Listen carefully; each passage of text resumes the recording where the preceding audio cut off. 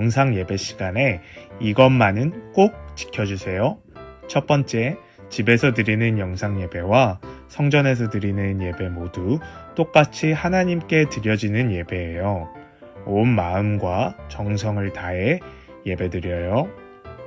두 번째, 예배는 하나님께서 받으시는 거예요. 미리 성경책을 준비하고 바른 자세와 깔끔한 모습으로 예배드려요. 세 번째, 집에서 드리는 영상 예배라고 해서 예배 중에 다른 행동을 하거나 다른 곳을 보면 안 돼요. 끝까지 영상에 집중하여 예배드려요. 이 모든 것을 잘 지켜 바르게 영상 예배 드리는 우리 귀하고 복된 백운호숫교회 주일학교 친구들이 되었으면 좋겠습니다.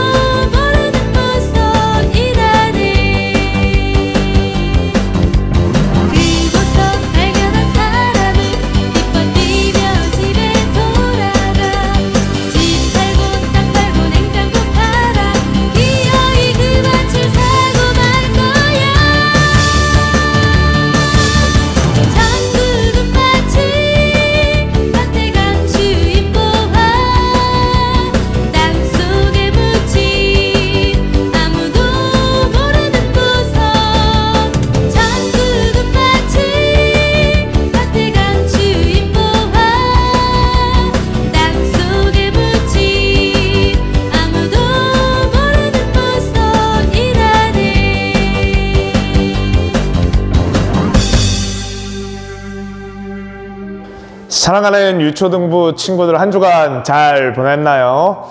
오늘부터는 영상으로 예배드리는 친구들도 먼저 찬양과 율동을 열심히 드린 이후에 말씀을 들을 거예요. 전사님이 직접 여러분들을 보지는 못하지만 우리 친구들 모두 열심히 율동했을 거라고 굳게 믿어요. 찬양은 우리가 하나님께 올려드리는 것이기 때문에 전혀 부끄러워할 필요가 없어요. 성경에 보면 다윗 왕은 자신의 옷이 막 내려가는 것도 모르고 하나님께 춤추며 찬양했다고 기록되어 있어요. 이렇게 하나님께서는 우리가 기뻐서 찬양하고 하나님께 영광 올려드리는 것을 누구보다 좋아하세요. 그렇기 때문에 여러분들이 기쁜 마음으로 즐겁게 열심히 율동하면서 찬양했으면 좋겠습니다. 자, 오늘 계속해서 아브라함에 대한 이야기를 이어서 들어봐야겠죠? 오늘 이야기는 굉장히 흥미로운 이야기니까 한번 잘 들어보도록 해요. 아브라함이 하나님 말씀을 따라 자신의 동네를 떠나서 가나안이라는 땅에 들어가게 됐어요. 그리고 하나님께서는 이 땅을 아브라함 너의 자손에게 주리라고 약속하세요. 이 가나안 땅은 앞으로도 계속해서 나올 거예요. 성경 이야기에서 매우 중요한 땅이에요. 나중에 또 나오게 되니까 까먹지 말고 가나안 땅 꼭 기억해 두도록 해요. 자, 이러한 가나안 땅을 거쳐서 아브라함은 애굽이라는 곳으로 가게 되었어요. 그런데 애굽이라는 곳에 가게 되었을 때 아브라함에게는 커다란 고민 하나가 있었어요. 그 고민이 무엇이었냐면 바로 자신의 아내 사레가 너무 이쁘다는 것이었어요. 아니 전사님, 아니 왜 그게 고민이에요? 자신의 아내가 이쁜 게 뭐가 고민이에요? 자, 뭐가 고민이었는지 한번 창세기 12장 11절 11절을 보도록 할게요. 그가 애굽에 가까이 이르렀을 때 그의 아내 사레에게 말하되 내가 알기에 그대는 아리따운 여인이라 애굽 사람이 그대를 볼 때 이르기를 이는 그의 아내라 하여 나는 죽이고 그대는 살리리니. 참, 요새 말로 하면 뭐라고 할까요? 참 찌질한 모습이죠? 자신의 아내가 너무 예쁘니까 혹시 그 사람들이 자기 아내를 뺏으려고 자기 죽이면 어떡하냐 이렇게 말하고 있는 거예요. 정말 그것이 너무 걱정이 됐던 아브라함은 아내 사레에게 말해요. 13절을 한번 봐볼게요. 원하건대 그대는 나의 누이라 하라. 그러면 내가 그대로 말미암아 안전하고 내 목숨이 그대로 말미암아 보존되리라 하니라. 이게 무슨 말이냐면 아브라함이 자기 아내 사레한테 누이, 즉 나와 너가 남매라고 하자는 거예요. 그러면 사람들이 나를 죽이지 않을 것이다 라고 말하고 있는 거예요. 얼마나 정말 이게 말이 됩니까? 근데 그렇게 하고 이제 아브라함하고 사레하고 애굽에 가게 된 거예요. 근데 아니나 다를까 정말 다들 아내 사레를 보고 너무 이뻐서 놀라는 거예요. 여기에 볼 때마다 전사님도 진짜 궁금하긴 해요. 도대체 얼마나 이쁘면 애굽 사람들이 정말 그렇게 이쁘다고 놀랐을까라고 생각이 든단 말이죠. 그런데 그 아름다움을 애굽의 왕 바로의 신하들도 보게 되었고 결국 바로 왕에게까지 전달되었어요. 아주 이쁜 여인이 애굽에 왔다고 말이에요. 그렇게 바로 왕의 궁으로 아브람과 사레가 초대되게 돼요. 그리고 바로 왕은 아브람에게 양과 소, 나귀 등 좋은 것들을 선물해 줘요. 아브람이 자신이 말했던 것처럼 자신의 아내를 아내라고 안 하고 남매라고 이야기했기 때문에 바로 왕은 남매니까 상관없겠구나. 내가 저 이쁜 사레를 아내로 삼아서 결혼해야겠다라고 생각을 한 거예요. 왜냐하면 아무 문제 없잖아요. 둘이 부부가 아니라 둘이 남매니까. 잠깐! 근데 여러분 생각해보세요. 이거가 사실이에요? 아니에요? 사실이 아니잖아요. 지금 진짜는 사레가 아브람의 부인이잖아요. 둘이 결혼을 이미 했잖아요. 그럼 만약에 바로 왕이 사레를 데리고 가서 결혼해버리면 어떡해요? 완전 큰일 난 상황이에요. 지금 급한 상황이라고요. 이러한 상황에서 성경을 보면 하나님께서 바로에게 재앙, 벌을 내리셔가지고 이 사람이 아브라함의 남매가 아니라 아브라함의 부인인 것을 알게 만드셨다고 기록되어 있어요. 재앙, 벌을 받은 바로 왕은 어땠을까요? 너무너무 억울하잖아요. 자신이 남의 아내를 뺏으려고 한 게 아니라 아브라함이 분명 남매라 그랬기 때문에 자기는 이쁜 여자랑 결혼하려고 했을 뿐인데 그래서 너무너무 억울하니까 이제 아브라함을 불러서 말을 하는 거예요. 너가 어찌하여 나에게 이렇게 말하였느냐? 왜 처음부터 너의 아내라고 말하지 아니하였느냐? 너가 남매라고 하는 바람에 내가 너의 부인 사레를 데려다가 결혼하려고 한 것인데 아유 이제 다 필요 없으니까 어서 데리고 다 떠나. 너도 떠나. 이렇게 떠나라고 한 거예요. 이렇게 바로왕 말에 따라서 아브라함과 아내는 거기서 떠나게 되는 게 오늘 이야기입니다. 오늘 이야기 참 기막힌 이야기죠. 아브라함 모습을 보니까 말이에요.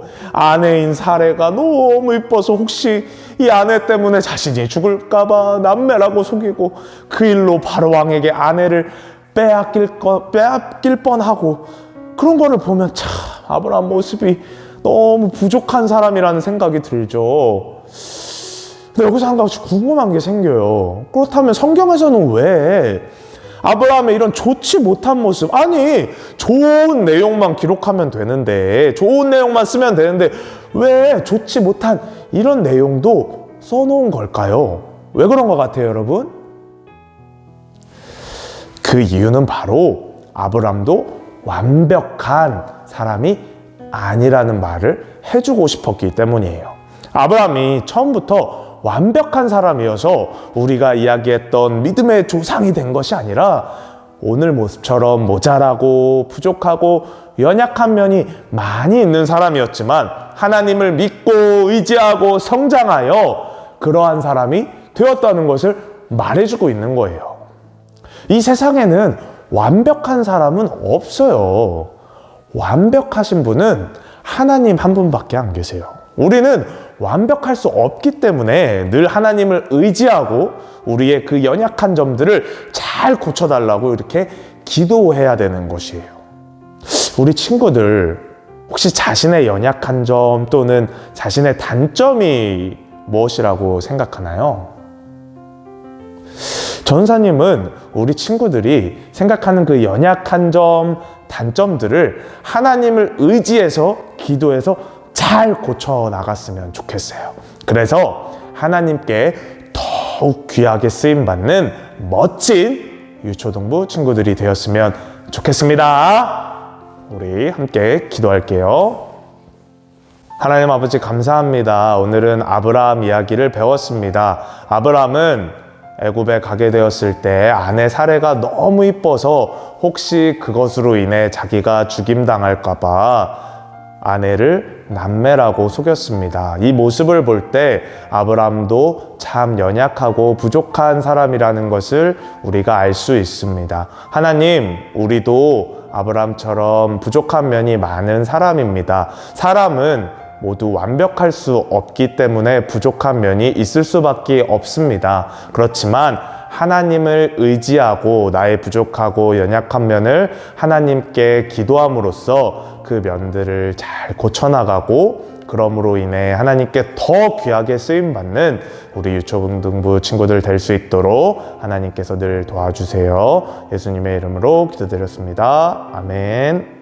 주님이 가르쳐 주신 기도로 예배를 마치도록 하겠습니다. 하늘에 계신 우리 아버지, 아버지의 이름을 거룩하게 하시며 아버지의 나라가 오게 하시며 아버지의 뜻이 하늘에서와 같이 땅에서도 이루어지게 하소서. 오늘 우리에게 일용할 양식을 주시고 우리가 우리에게 잘못한 사람들을 용서하여 준 것 같이 우리 죄를 용서하여 주시고 우리를 시험에 빠지지 않게 하시고 악에서 구하소서. 나라와 권능과 영광이 영원히 아버지의 것입니다. 아멘.